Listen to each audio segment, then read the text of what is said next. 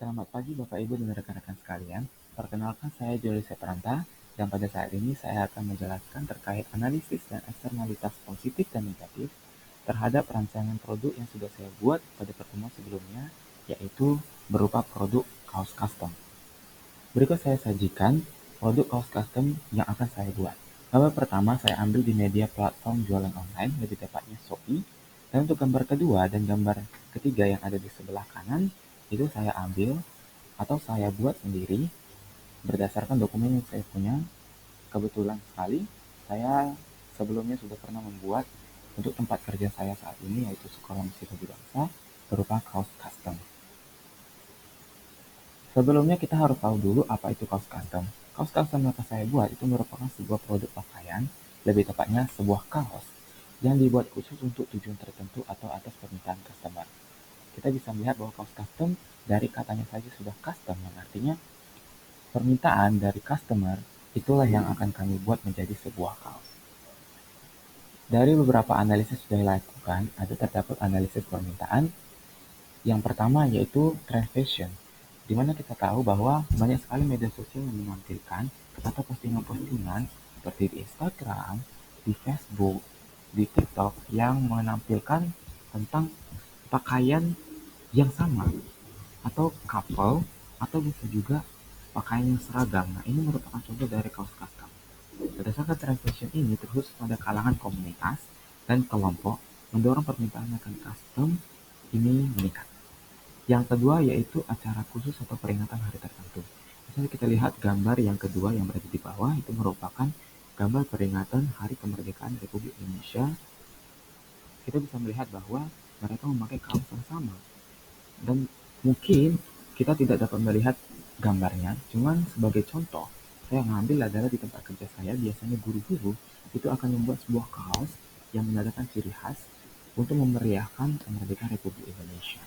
Permintaan kaos custom meningkat saat ada acara-acara khusus seperti ulang tahun, reuni, atau acara perusahaan dan komunitas. Selain itu, dalam sebuah peringatan setiap hari kemerdekaan Indonesia, maka permintaan akan kaos ini juga meningkat. Selanjutnya juga ada di poin ketiga tadi, itu adalah peningkatan ekspresi diri atau penguatan komunitas. Sebagai contoh, saya mengambil studi kasus di SMA Negeri 5 Batang tempat saya bersekolah tahun lalu, lebih tepatnya di kelas 12 MIPA 1. Kita bisa lihat gambar yang sudah saya tampilkan, saya ambil di Instagram officialnya kelas 12 MIPA 1 yang namanya Hensiun. Mereka membuat sebuah kaos yang membedakan dengan kelas-kelas yang lainnya. Selanjutnya kita pergi ke analisis penawaran. Analisis penawaran, ada beberapa toko yang menjual produk berupa kaos custom ini.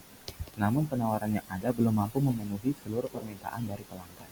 Banyaknya permintaan membuat banyak toko menurunkan harga jualnya untuk bersaing dalam harga. Dan hal ini membuat permintaan masyarakat belum terpenuhi sepenuhnya. Mengapa? Karena ada beberapa faktor yang menaikkan harga jual produk di tengah persaingan yang ada. Yang pertama itu saya ambil dari kemenperin.go.id tentang kurang bahan baku tekstil, yaitu keterbatasan atas bahan baku untuk membuat kaos custom ini.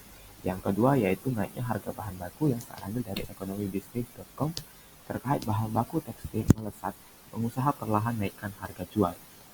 Selanjutnya kita pergi ke eksternalitas. Eksternalitas itu berarti dampak yang kita berikan terhadap lingkungan di luar usaha kita. Yang pertama itu adalah dampak positif atau disebut dengan eksternalitas positif. Yang pertama yaitu peningkatan kreativitas dan ekspresi diri. Kaos custom mendorong individu untuk mengekspresikan diri melalui desain yang unik. Seperti contohnya SMA Negeri 5 Batang tadi yang membuat kaos kelas untuk membedakan dengan kelas-kelas yang lainnya. Yang kedua yaitu penguatan identitas komunitas.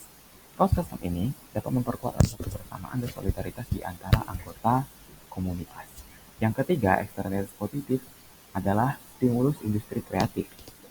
Dengan berkembangnya usaha ini tentu akan menciptakan lapangan kerja baru dan meningkatkan perekonomian masyarakat lokal di lingkungan tempat usaha yang akan saya buat.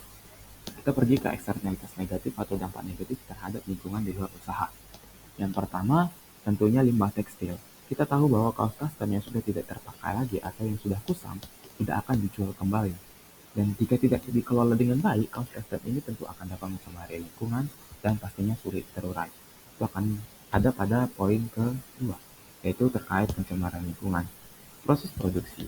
Pembuatan kaos custom, terutama yang melibatkan pewarnaan dan pencucian, dapat menghasilkan limbah cair dan padat yang mencemari air dan tanah. Dan hal ini kalau dibiarkan saja tentu akan meningkatkan pencemaran udara.